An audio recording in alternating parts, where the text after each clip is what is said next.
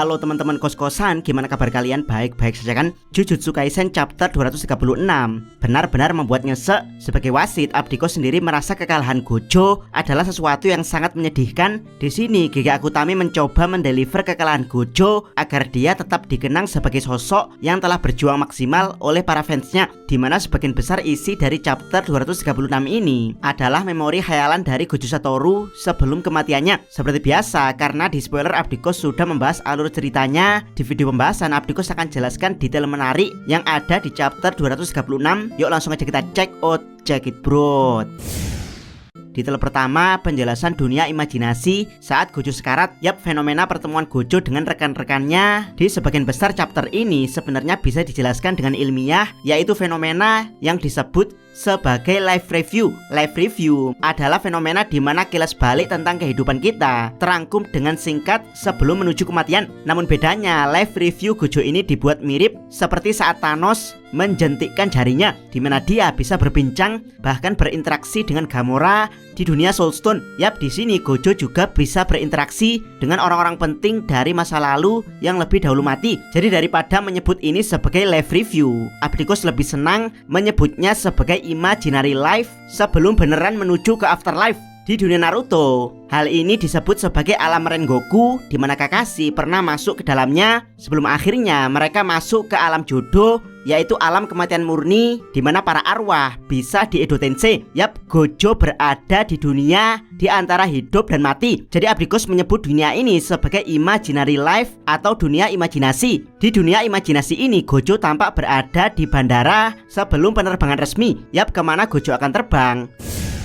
Detail kedua, kemampuan writing Gege Akutami di Imaginary Life Gojo. Karena ini bukan live review, melainkan imaginary life, jadi Gege Akutami bisa mengeksplor momen kematian Gojo dengan orang terdekat yang mati mendahulunya. Dimulai dengan sahabat terdekat Gojo, yaitu Geto Suguru. Gojo yang selama hidupnya berkeyakinan bahwa seseorang akan mati sendirian, tiba-tiba sewot karena sebelum kematiannya dia justru ditemui oleh soulmate-nya, yaitu Geto Suguru. Bisa teman-teman lihat ekspresi Gojo di sini. Walaupun dia masih berada di sikap arogannya, tapi terlihat sekali kalau hatinya mulai luluh dan bersyukur karena ternyata pemikiran dia kalau mati sendirian adalah sesuatu yang salah. Bertemu soulmate sebelum kematian adalah suatu anugerah bagi Gojo. Dia pun langsung curhat tentang Megumi yang belum sempat Gojo beritahu siapa ayahnya. Gojo pun berniat melihat Shoko untuk mengatasi hal ini. Yap, ini adalah pernyataan ambigu dari Gojo. Apakah Gojo beneran bisa memberitahu Shoko sebelum kematian atau justru Shoko bisa menemui Gojo bahkan setelah kematiannya? Dari sini Geto mengganti topik tentang Sukuna.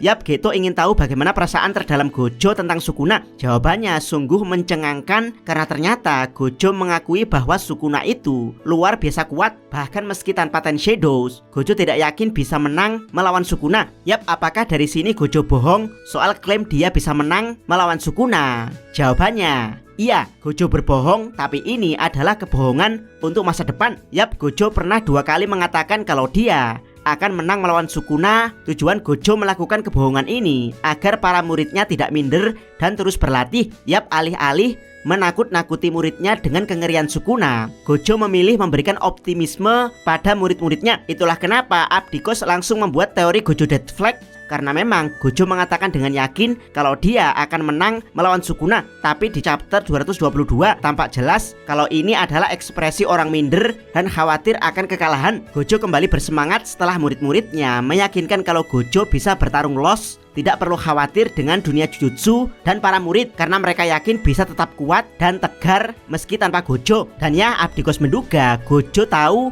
kalau dia tidak bisa mengalahkan Sukuna adalah sudah sejak jauh-jauh hari, karena Gojo membaca sejarah Jujutsu di mana di era Heian, Sukuna adalah sosok yang sulit sekali dikalahkan, bahkan meski para penyihir di era Heian bergabung untuk mengalahkannya.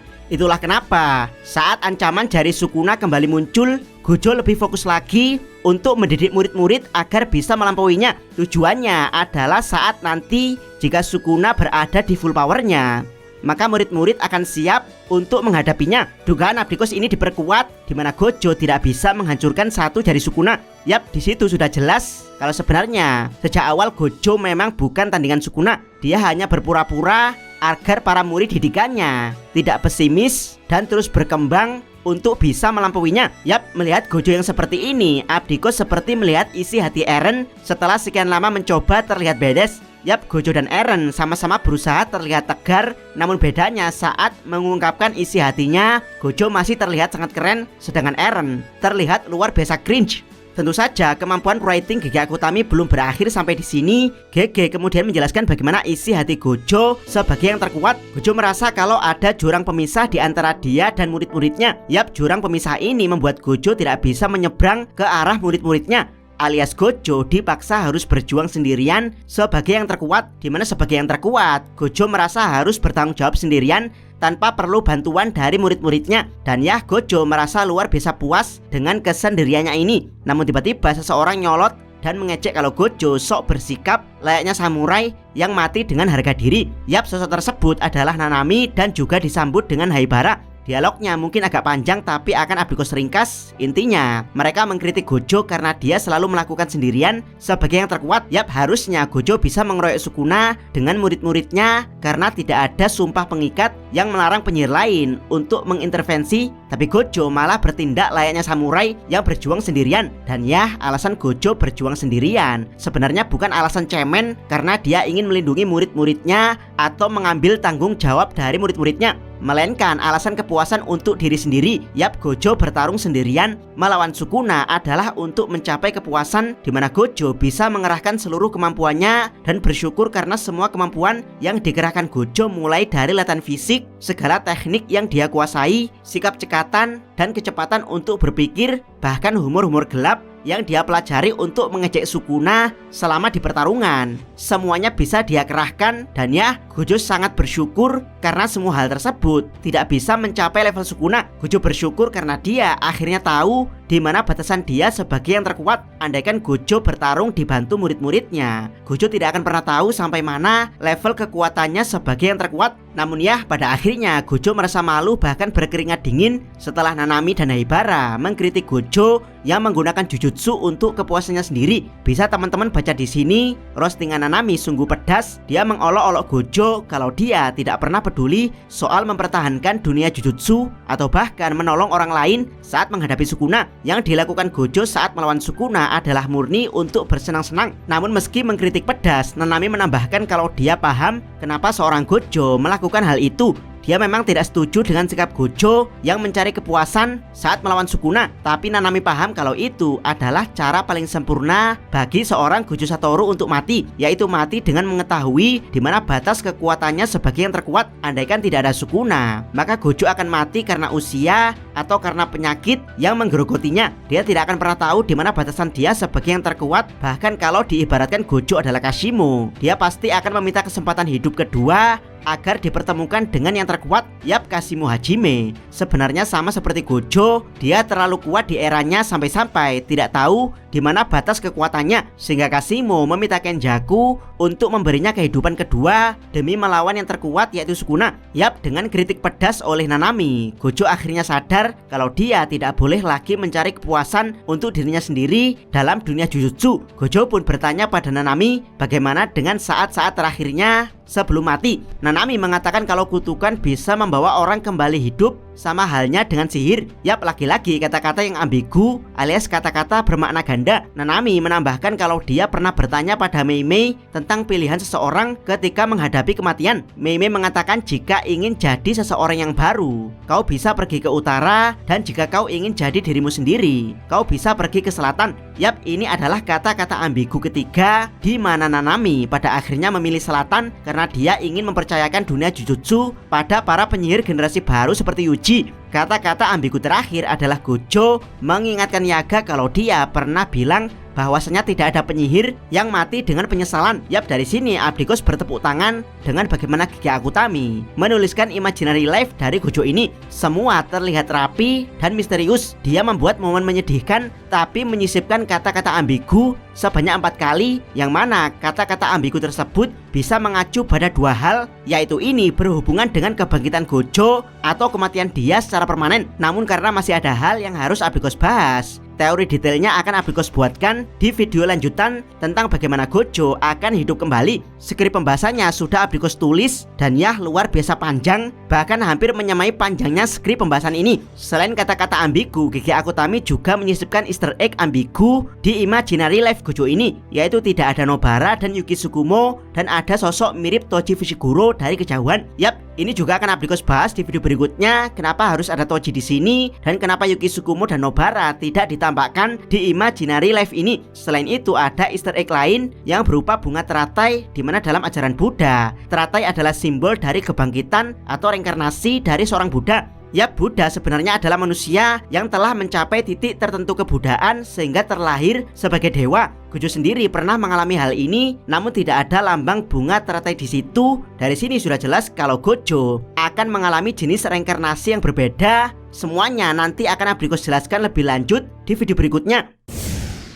Detail ketiga, tebasan Sukuna jadi overpower. Di sini dijelaskan bagaimana Sukuna pada akhirnya bisa memotong tubuh Gojo menjadi 2, yaitu dia meniru hasil dari adaptasi Mahoraga. Buat yang tidak tahu, Sukuna ini luar biasa cerdas. Bahkan dia bisa menirukan bagaimana cara kerja Jujutsu meski dia tidak punya teknik kutukan kopi seperti Yuta. Yap, Mahoraga adalah salah satu senjata tempur Sukuna untuk melawan Gojo. Sukuna berusaha melindungi Mahoraga mati-matian karena dia butuh melihat bagaimana adaptasi Mahoraga bekerja dengan sangat detail terhadap Gojo. Seperti yang kita tahu, Gojo punya sisi infinity yang sulit sekali ditembus. Jadi dari awal pertarungan melawan Gojo sampai akhir, tujuan Sukuna sebenarnya simple, yaitu menyeseti sisi ikan Gojo yang berupa infinity ini. Tentu saja Sukuna sudah menemukan banyak cara untuk menyeseti sisi ikan Gojo, yaitu menggunakan domain amplification, membuat Gojo menyerang secara fisik, atau membuat Gojo terkena domain expansion. Namun ya, ketiga hal tersebut memang bisa dilakukan untuk menembus infinity alias menyeseti sisi ikan Gojo, tapi levelnya hanya menyentuh sisi alias tidak sampai membuat sisi Gojo terkelupas. Yang Sukuna inginkan adalah menyisik yang benar-benar menyisik,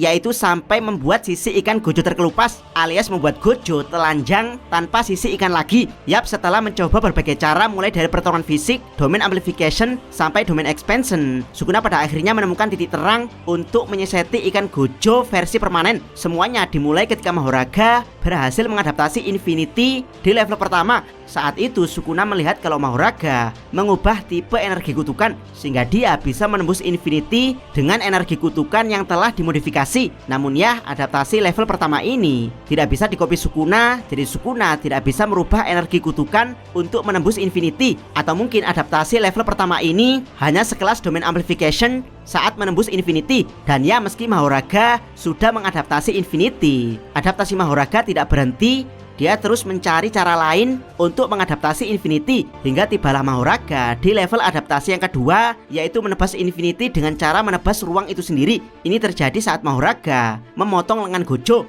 Yap, Sukuna menemukan kalau adaptasi level 2 ini bisa dia lakukan, namun tentu saja sangat sulit. Jadi Sukuna butuh waktu dan butuh sekali lagi Mahoraga menerima serangan dari Gojo untuk melihat dengan jelas bagaimana hal tersebut bekerja. Dan ya, Gojo sendiri hanya tinggal satu serangan pamungkas untuk menghabisi Sukuna. Jadi dia tidak ingin berhemat lagi, karena semakin lama dia menghadapi Sukuna dan Mahoraga, maka mereka akan jadi semakin kuat. Jadi yang teman-teman lihat di chapter ke-235 adalah Sukuna yang butuh waktu dan Gojo yang diburu waktu. Dan ya, kecepatan Mahoraga saat beradaptasi bertambah seiring dengan kuatnya serangan yang dia terima. Mungkin ini alasan kenapa Sukuna tetap menjaga roda Dharma di luar untuk menerima serangan Holo Purple, karena serangan dahsyat ini akan menaikkan adaptasi Mahoraga ke level berikutnya, bahkan mungkin bukan di level 3 melainkan langsung ke level 5. Yap, setelah roda Mahoraga menerima serangan Purple, disitulah Sukuna nampak jelas bagaimana limitless Gojo bekerja dan bagaimana menembus infinity dengan tekniknya sendiri. Sukuna berpura-pura kalah di hadapan Gojo, bahkan Kosakabe mendeklarasikan kemenangan, yang mana hal ini langsung dipercaya oleh sebagian fans Gojo. Dan ya, Gojo ada di posisi lengah di sini, dan ketika dia mendekat, Sukuna langsung menggunakan tebasan Mahoraga yang telah disempurnakan, yaitu Sukuna memperluas jangkauan serangan dengan memotong ruangan itu sendiri. Yap, jadi yang dimaksud memperluas di sini sebenarnya bukan memperluas jaraknya seperti saat menggunakan Malevolent Shrine, tapi memperluas inti tebasannya, yaitu menebas ruangan tempat Infinity berada. Jika diibaratkan air dalam bak, Sukuna tidak bisa membelah air kecuali dengan membelah baknya itu sendiri. Dan ya, Sukuna yang semula fokus menebas Infinity kini diperluas dengan menebas ruangan tempat Infinity berada. Yap, sekuat-kuatnya Infinity, dia tetap membutuhkan ruang untuk keberadaannya. Dan ya, level tebasan Sukuna adalah mampu menebas ruang itu sendiri. Jadi Infinity atau segala hal selama itu butuh ruang untuk keberadaannya, maka hal tersebut bisa ditebas Sukuna. Yap, ini tentu sangat overpower karena Sukuna akan mampu menebas apapun, bukan hanya benda objek, tapi bentuk energi seperti Infinity juga pada akhirnya bisa ditebas Sukuna.